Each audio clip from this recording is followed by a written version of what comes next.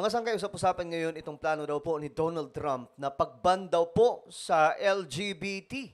No? Medyo kontrobersyal mga sangkay itong plano ni President Donald Trump. At ito pag-usapan po natin.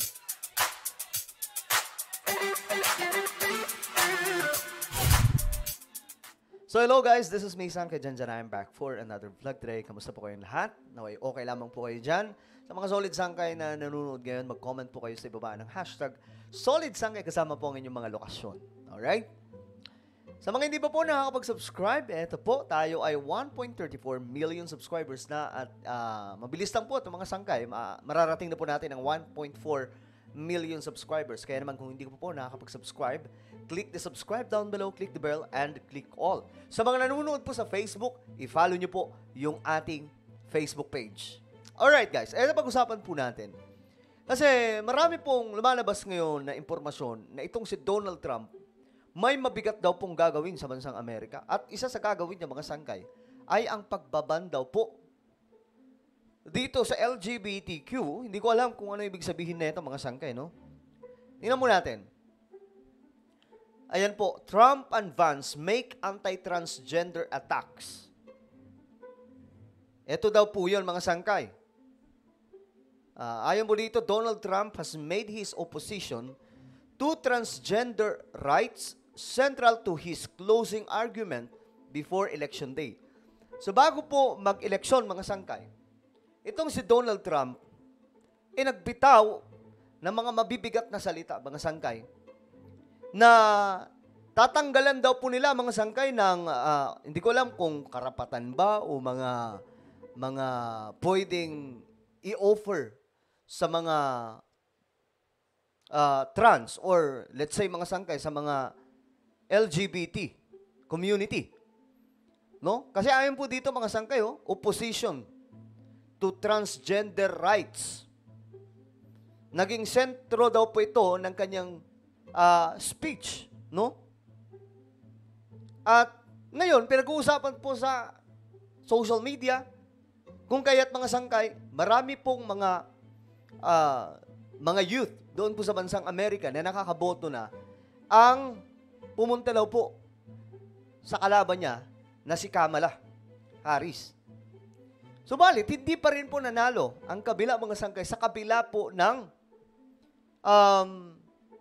ganitong klaseng mga kontrobersyal na mga speech o statement ni Donald Trump at ng kanyang vice-presidente. No? Kasi kung dito yan sa Pilipinas, mga Sangkay, alam po natin, kapag ka magsalita ka sa mga kababayan po natin na miyembro po ng LGBT, malamang sa malamang, babatikusin ka. Di ba? Mga Sangkay? Kaya nagiging maingat po ang lahat. Actually, si Donald Trump kasi, ano siya sabi pa nga po niya, anything na pro-God or that is for God, mga Sangkay, aaprubahan niya. Gagawin niya mga Sangkay. Kahit na ano pang batas yan. Basta para sa kaluwalhatian ng Diyos. So alam mo natin mga Sangkay, tayo siguro mga born-again Christians, naiintindihan po natin, no? Yung turo sa Biblia, mga Sangkay, no? Kung babalikan po natin, talagang mahigpit na pinagbabawal ng Diyos, yung mga ganong klase, mga Sangkay, diba? Well, ako, lagi ko itong sinasabi, mahal ko ang lahat. Kahit po yung mga trans, kahit po yung LGBT, in fact, mga Sangkay, meron po tayong mga kaibigan, no? And I love them. Natutuwa ako sa kanila, walang problema sa akin. Pero, alam din po natin ang totoo, mga Sangkay, na sa Biblia, mahigpit ito na pinagbabawal. Kahit po sila, mga kaibigan ko, alam naman po nila yan, mga Sangkay. Sadyang, nire-respeto lamang po natin kung ano po yung kanilang mga desisyon sa buhay. Pero, gaya ng sinasabi ko, tumatayo tayo sa kung ano po ang sinasabi ng Bible. Di ba? And we have to pray for them. Ako mga Sangkay, yun po talagang ginagawa ko. Hindi ko sila ginajudge, but pinagpipray ko sila na naway magkaroon po ng kaliwanagan, di ba? Mga Sangkay, realization or divine intervention mula sa ating Panginoon, mga Sangkay. Pero ito kasi, si Donald Trump, iba po ito Leader po kasi siya, mga Sangkay. Kumbaga, iba po yung kanyang mga desisyon. Kailangan niya pong madiinan na desisyon, mga Sangkay. At naiintindihan po natin dahil nga po, ang gusto niyang mangyari sa bansang Amerika, maibalik sa tamang daanan, mga sangkay. Sa tamang ginagawa, tamang values, mga sangkay. Tamang culture. Kasi naligaw po ng landas ang bansang Amerika, mga sangkay. Lahat na po ng layaw nasa kanilang bansa. Alam nyo, kung pagbabasihan po natin ang Bible, mga sangkay, ito po. Marami po talagang nakasulat sa Biblia, mga sangkay, na alam po natin. Ayan, basahin nyo na lang po, kagaya po nito. Leviticus, you shall not lie with a male as with a woman. It is an abomination. Paulit-ulit po yan, mga sangkay.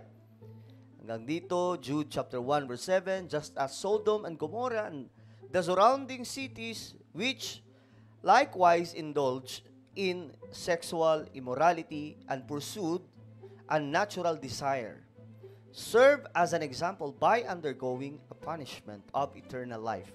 So, ang Sodom at Gomorrah, mga sangkay, isa sa halimbawa kung bakit po sila tinupok ng apoy.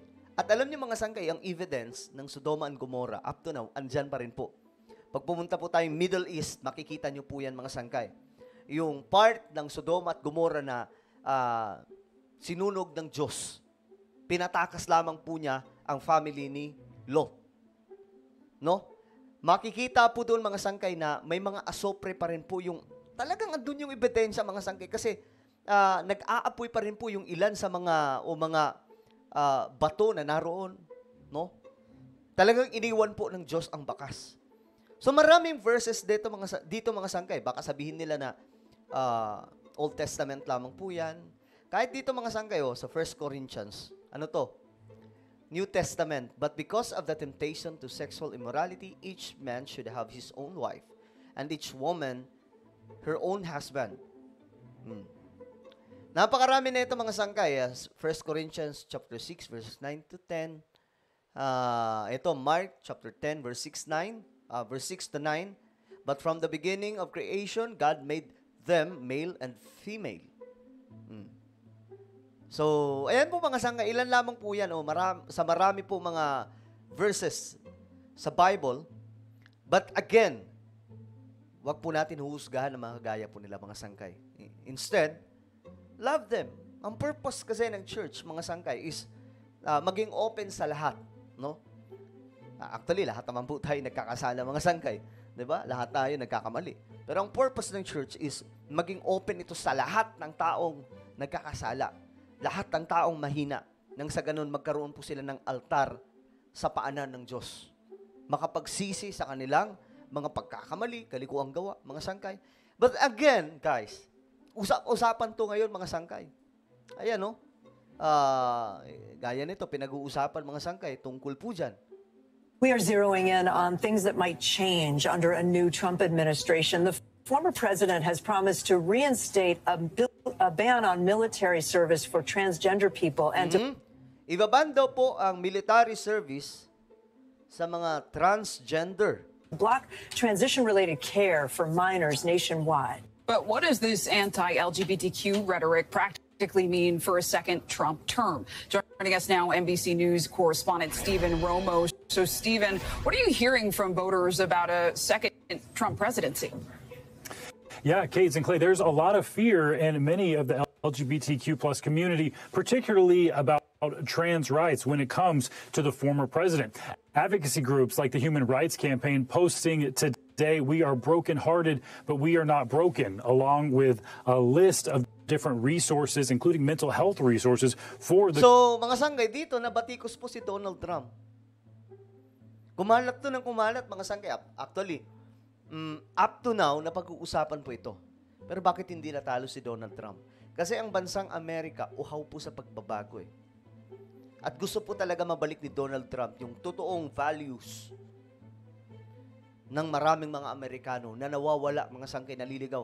Tandaan nyo, mga sangkay, nakaraan, mayroon po siyang statement. Gusto niyang ibalik ang Biblia sa bawat tahanan ng mga Amerikano. Yan po ay napakalaking impact, mga sangkay. Especially sa Diyos.